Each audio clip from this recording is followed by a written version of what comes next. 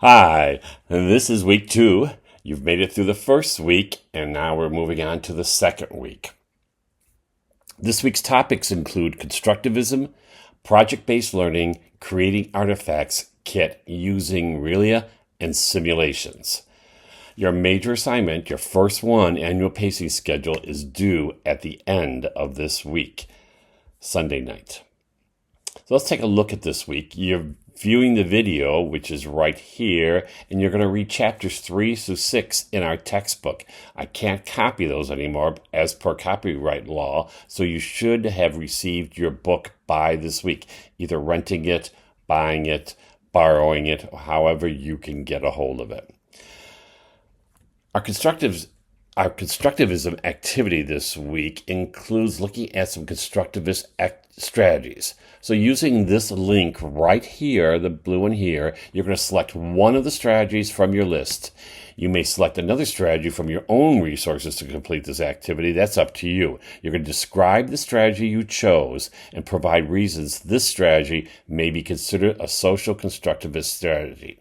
Use evidence from the chapter in the textbook. Locate a response from a colleague, and write a comment to the strategy the colleague selected. You will see your colleague's work this week, and you can comment on that, and you need to comment on that if you want to get full credit for the week.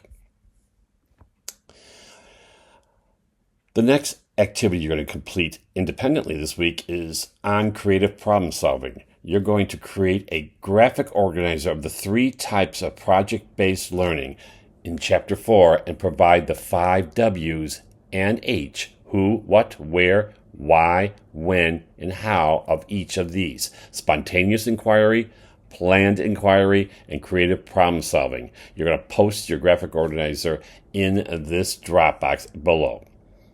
So that's from Chapter 4.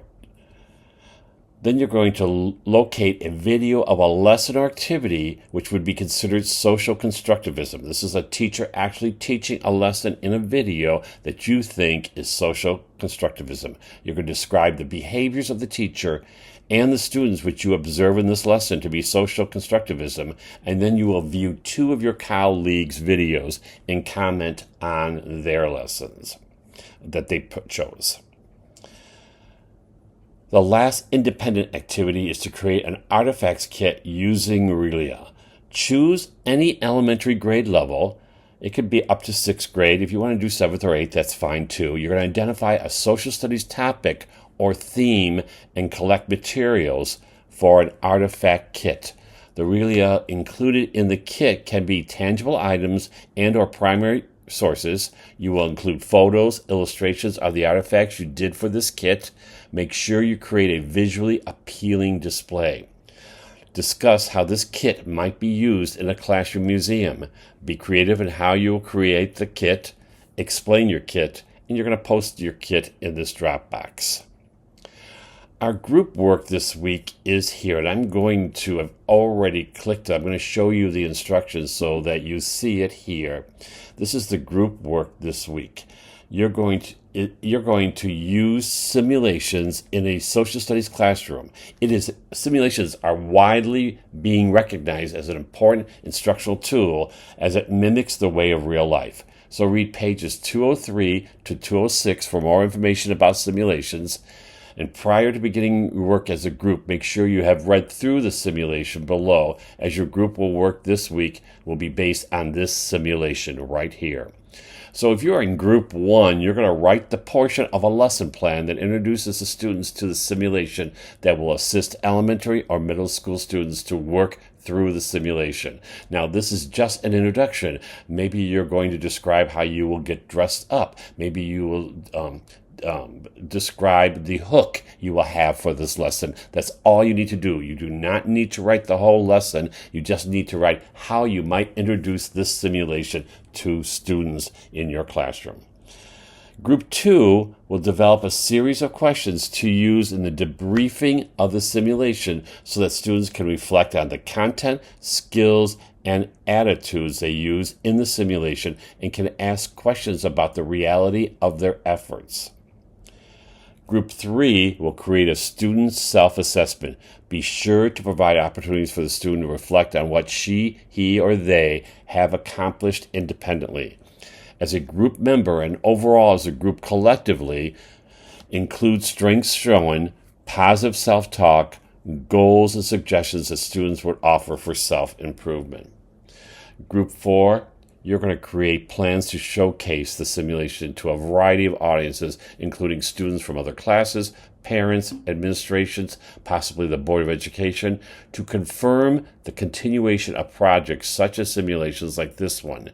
You're going to incorporate what you as a teacher and your students might do to publicize the work in this major project. Be sure to include the media. So you're actually going to create how you'll get the word out about the simulation to invite people in. Group 5 will prepare an observation rubric for a teacher to use in assessing students' participation in the simulation. Be sure to include the same categories as Group 2. So that's content, skills, and attitudes. Now, each group should present their work collaboratively.